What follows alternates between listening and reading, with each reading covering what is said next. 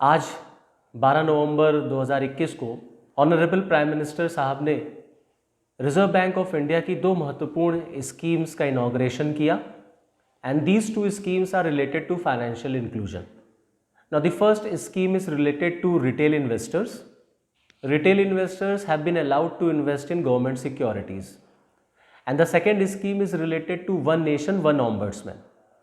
तो इन दो महत्वपूर्ण स्कीमों पर हम लोग चर्चा करें इससे पहले हम लोग प्राइम मिनिस्टर साहब की एक छोटी सी क्लिप को देखते हैं, फिर आगे हम लोग इस पर डिटेल में डिस्कशन करेंगे.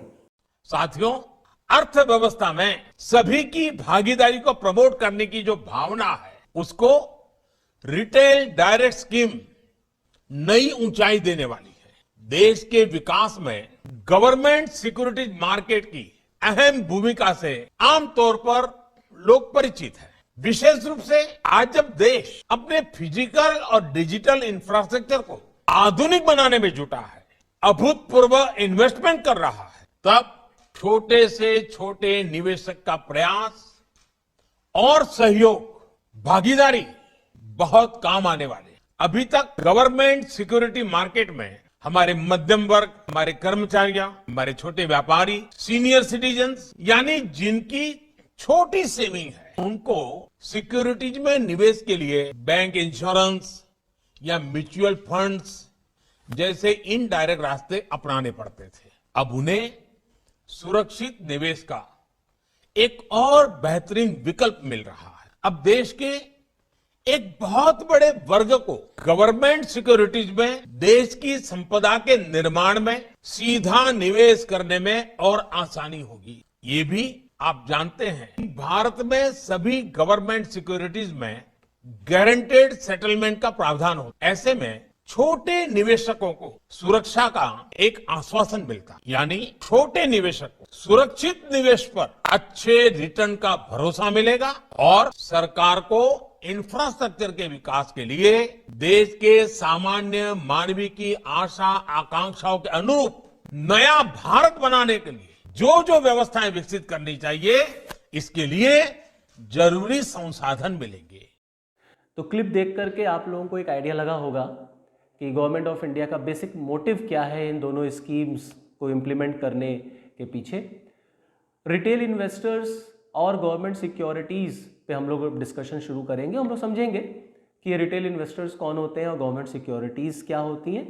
फिर आगे हम लोग दूसरी स्कीम पर चर्चा करेंगे, वो वन नेशन वन ऑम्बड्समैन से रिलेटेड है. आइए हम लोग देखते हैं और समझते हैं कि ये गवर्नमेंट सिक्योरिटीज़ क्या होती हैं. तो हम लोग समझते हैं कि ये गवर्नमेंट सिक्योरिटीज़ क्या होती हैं. What are government securities? देखिए, गवर्नमेंट सिक्योरिटीज़ जो होती हैं वो दो तरह की होती है. सरकारी प्रतिभूतियाँ इन्हें कहते हैं.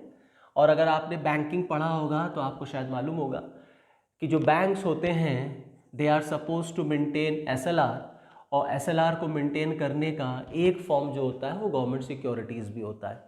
तो गवर्नमेंट सिक्योरिटीज़ क्या होता है? सरकारी प्रतिभूतियाँ होती हैं. ये दो तरह की होती हैं. एक गवर्नमेंट सिक्योरिटी होती है जिसको हम लोग कहते हैं शॉर्ट टर्म, और एक गवर्नमेंट सिक्योरिटी होती है जिसको हम लोग कहते हैं लॉन्ग टर्म.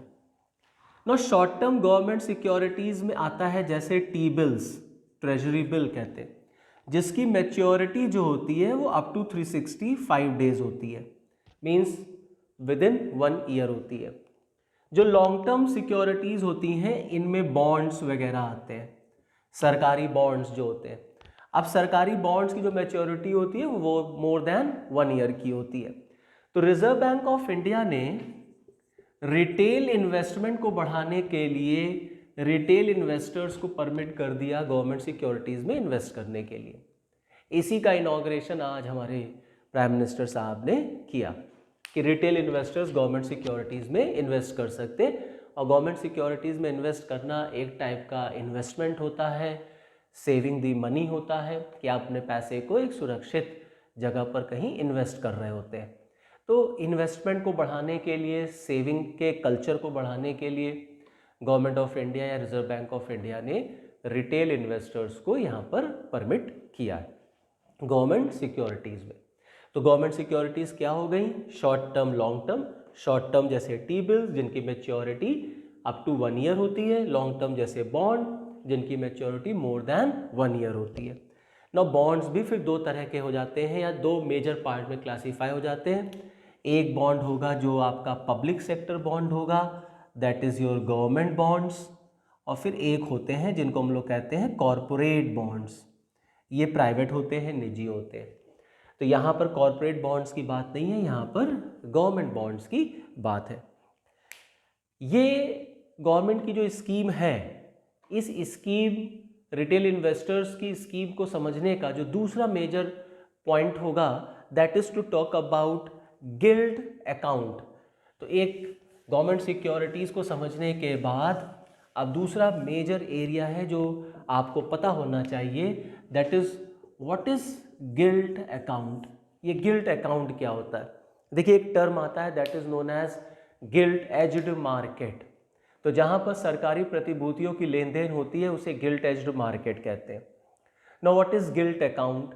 तो गिल्ट अकाउंट एक नॉर्मल अकाउंट जैसा ही होता है, बस फर्क इतना होता है कि जो नॉर्मल अकाउंट होता है उसमें पैसा डेबिट या क्रेडिट होता है इन कैश। यहाँ पर कैश या जो कैपिटल होता है, जो पैसा होता है, उसका फ्लो नहीं होता। तो गिल्ट अकाउंट में बेसिकली नॉर्मल अकाउंट के अपोजिट यहाँ पर शेयर्स जो होते हैं या इक्विटीज़ जो होती हैं उनकी लेन देन होती है। तो नॉर्मल अकाउंट अगर आपका है तो वहाँ पर डेबिट और क्रेडिट क्या होगा? कैपिटल होगा, कैश होगा। गिल्ट अकाउंट में कैश, डेबिट या क्रेडिट नहीं होता। So this is your gilt account. Now very important from your prelims point of view, आपसे पूछ सकते हैं व्हाट इज गिल्ट अकाउंट, आपसे पूछ सकते हैं व्हाट इज रिटेल इन्वेस्टर्स वगैरह। तो ये दो चीज़ आप ध्यान रखेंगे। और गिल्ट अकाउंट गवर्नमेंट सिक्योरिटीज़ में इन्वेस्ट करने के लिए आपके पास होना चाहिए। So it is an account for holding government securities.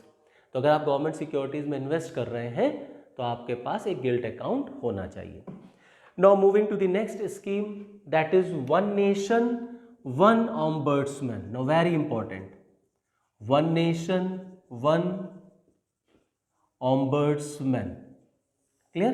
Now what is one nation one ombudsman?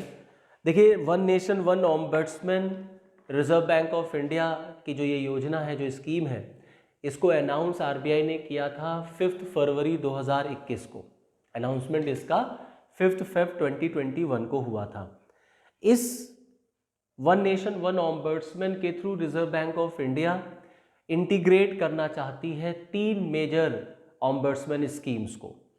तो पहले हम लोग समझते हैं व्हाट इज दिस ऑम्बर्ड्समैन। ये ऑम्बर्ड्समैन क्या होता है? ऑम्बर्ड्समैन जस्ट लाइक लोकपाल, एक ऐसा व्यक्ति सरकार के द्वारा अपॉइंट होता है बैंकिंग ऑम्बर्ड्समैन के नाम से या इंश्योरेंस ऑम्बर्ड्समैन के नाम से, जो लोगों की कंप्लेन रजिस्टर करता है, सुनता है, उनके ग्रीवियांसेस को सॉल्व करता है।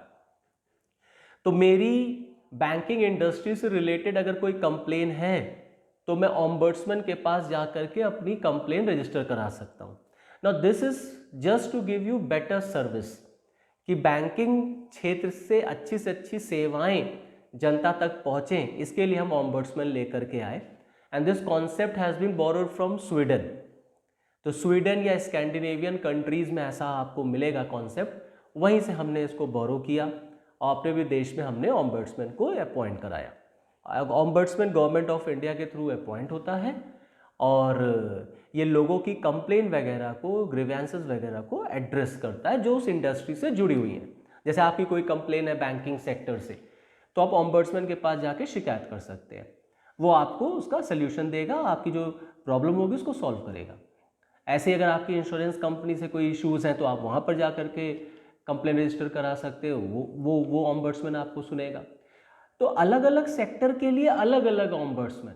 जैसे हमारे क्या नंबर ऑफ इनडायरेक्ट टैक्सेस लगते थे बिफोर जीएसटी, तो भारत सरकार ने इनडायरेक्ट टैक्सेस को मर्ज करके एक टैक्स बना दिया, that is goods and services tax. तो अभी क्या गवर्नमेंट ने किया, जो 3 ऑम्बर्ड्समैन स्कीम्स थी उनको मिला करके एक ऑम्बर्ड्समैन कर दिया, उसी को हम लोग कहते हैं वन नेशन वन ऑम्बर्ड्समैन। तो वन नेशन वन ऑम्बर्ड्समैन से क्या फायदा होगा? Now one nation one ombudsman आपको बेटर सर्विस देने के लिए, आपकी कंप्लेन, आपके ग्रीवेंसेस को और इजी फॉर्म में सॉल्व करने के लिए है, बैंकिंग सेक्टर या इंश्योरेंस सेक्टर को और प्रमोट करने के लिए है, आपको अधिक से अधिक बैंकिंग सेक्टर या आप कह लीजिए फाइनेंशियल सेक्टर से जोड़ने के लिए है, तो ये वन नेशन वन ऑम्बड्समैन से आपको इस तरीके से बेनिफिट्स होंगे, आपको इस तरीके से लाभ मिलेगा। और फाइनली इसका जो आउटपुट है वो हमें इंडियन इकोनॉमी के ग्रोथ पर दिखेगा, क्योंकि फाइनेंशियल सेक्टर बहुत ही कॉम्प्लिकेटेड सेक्टर होता है। जनरली आदमी को फाइनेंशियल नॉलेज नहीं होती। भारत में फाइनेंशियल लिटरेसी बहुत कम है। जो एक्सपर्ट्स होते हैं वही सिर्फ फाइनेंशियल लिटरेट होते हैं। अदरवाइज एक कॉमन आदमी से आप पूछ लेंगे तो उसको फाइनेंशियल एरियाज की ABCD भी नहीं आती। तो गवर्नमेंट का मोटिव ये है कि हम एक कॉमन आदमी को भी कुछ लेवल तक ले जाकर के फाइनेंशियली लिटरेट करें, जिससे वो अपने डिसीजंस ले पाए और वो ज़्यादा से ज़्यादा इन सेक्टर्स से जुड़े, जिससे कि इन सेक्टर्स की ग्रोथ हो। इन सेक्टर्स की ग्रोथ होगी तो एम्प्लॉयमेंट जनरेट होगा, फिर फाइनली हमारी इंडियन इकोनॉमी पर उसका इम्पैक्ट पड़ेगा। और हमारा जो इंडियन इकोनॉमी की GDP को बढ़ाने का टारगेट है, दैट इज़ ऑफ $5 ट्रिलियन, उसको अचीव करने में हमें कहीं ना कहीं हेल्पफुल होगी। तो all these reforms which are taking place, ये सारे के सारे रिफॉर्म्स जो हैं पोस्ट पैंडमिक या पोस्ट कोविड टाइम में जो आप देख रहे हैं, इनका मोटिव ही यही है कि हम किस तरीके से अपनी इकोनॉमी को उस कोविड के जो कोविड का जो शॉक लगा उससे हम इसको वहाँ से दूर करें और फाइनली अपनी इकोनॉमी को हम एक तरीके से बूस्टअप कर सकें, उसको एक ऑक्सीजन प्रोवाइड कर सकें। तो one nation one ombudsman scheme हमारी इकोनॉमी को बूस्टअप करेगा, लोगों को और बेटर सर्विसेज प्रोवाइड करने में हेल्पफुल होगा।